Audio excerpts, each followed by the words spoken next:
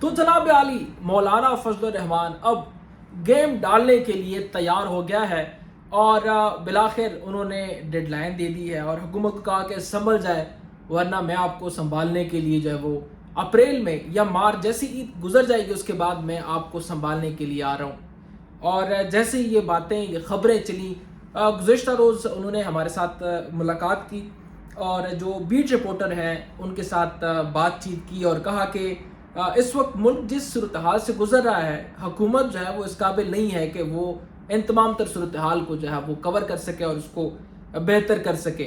और उन्होंने एक डेडलाइन दी है कि पाकिस्तान तहरीक इंसाफ के साथ हमारे मामलात अब कुछ बेहतर हो रहे हैं, अब जो है वो हमारे साथ ट्रैक पे आ रहे हैं और हम तकरीबन अप्रैल में एक मजलिस जो कॉन्फ्रेंस है वो बुलाने वाले हैं जो हमारे अपनी पार्टी की होगी और वहाँ पर डिसाइड होगा कि आया हुकूमत के ख़िलाफ़ हम एक एहतजाज करें या ना करें। लेकिन वो इसका बॉडी लैंग्वेज जो थी वो ये कह रही थी कि मैं करना चाहता हूँ और हुकूमत के ख़िलाफ़ भी और साथ में कुछ और इदारे भी हैं, बड़े इदारे हैं जो कुछ करना चाहते हैं और मौलाना को वो तमाम तर चीज़ें मंजूर नहीं है। पहला तो ये कि बलूचिस्तान में और अकोड़ा खटक में एक ग्रैंड ऑपरेशन जो है उस हवाले से तैयारियां जारी हैं और मौलाना फजल रहमान इन तमाम तर जो फैसले हैं उनसे बिल्कुल जो है वो दूर हैं। वो कह रहे हैं कि इस तरह नहीं होना चाहिए।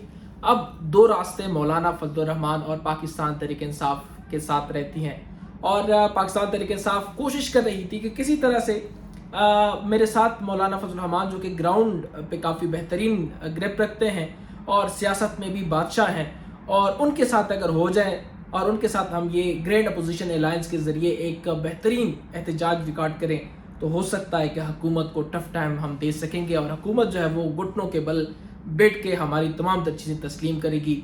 जिसमें पहला ये है कि जो कैद हैं, जो सियासी कैदी हैं, उनको इनकी रिहाई जो है वो पहले मतलूब है। दूसरा ये कि इलेक्शन के हवाले से वो किसी तरीके से कि इलेक्शन करवाएं, एज सुन एज पॉसिबल आप लोग इलेक्शन करवाएं और उसके बाद जो है मामलात को देखेंगे।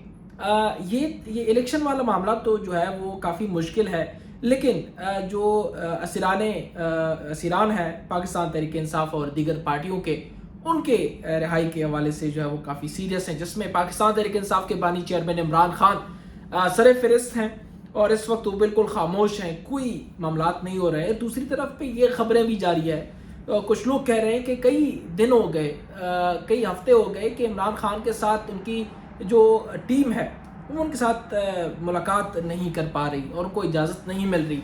तो कुछ लोग ये कह रहे हैं कि शायद इमरान खान अडियाला जेल में नहीं है।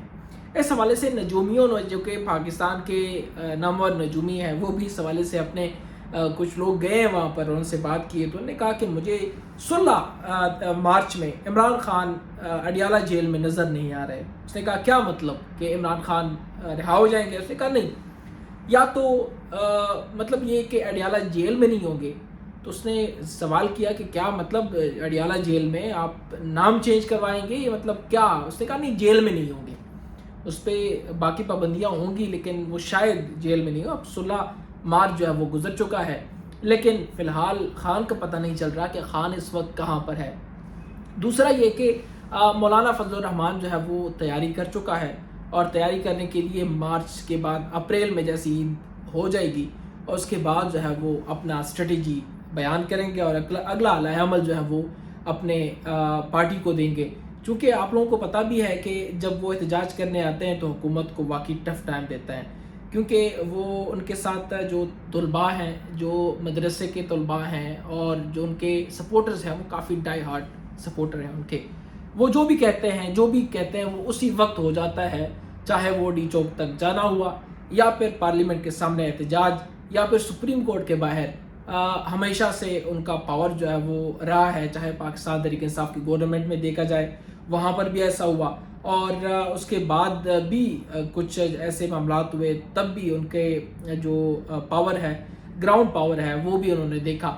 और अब जो है वो पाकिस्तान तहरीक इंसाफ कोशिश कर रही है किसी तरीके से मौलाना फजल रहमान जो है वो हमारे साथ इस ग्रैंड अलायंस अपोजिशन की ग्रैंड अलायंस जो है इनमें शामिल होकर इनका सदर बने और इसको जो है वो लीड करे।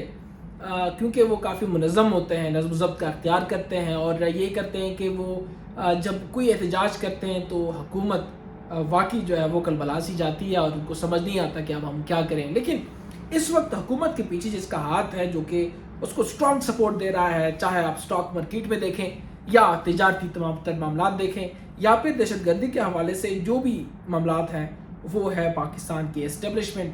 اور پاکستان کے اسٹیبلشمنٹ یعنی کہ جو ادارے ہیں ان سے پنگا لینا جو ہے وہ کافی سیاسی جو پارٹیز ہیں ان کو مشکل ہو جاتا ہے. لیکن مولانا فضل الرحمان ہمیشہ سے اپنا اوپینین رکھتے ہیں اور بلا جھجک جو ہے وہ جہاں پر بھی جاتے ہیں اپنا موقف رکھتے ہیں، یا آرمی چیف کے خلاف ہو یا پھر حکومت کے خلاف یا اس کے روایتی حریف جو بھی ہو، جو اس کو لگتا ہے کہ یہ مجھے یا اس کو پسند نہیں آتا یا ان کے نظریات سے وہ اختلاف کرتا ہے. تو پھر جس طرح کے پاکستان تحریک انصاف کے خلاف آیا اور پھر حکومت کیا رہی سب نے دیکھا.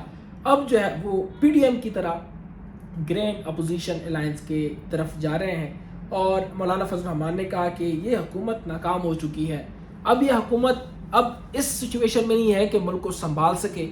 دہشت گردی بڑھ رہی ہے، کے پی کے میں دوبارہ سے اور بلوچستان میں پھر سے جو دھماکے ہیں ان کا سلسلہ شروع ہو گیا ہے اور کئی لشکر وہاں پہ آ گئے ہیں. لشکر کے نام سے کچھ تنظیمیں آ گئیں جو کہ ایک دوسرے کو دھمکاتے ہیں اور یہ تمام تر چیزیں حکومت کے ہاتھ سے باہر ہے.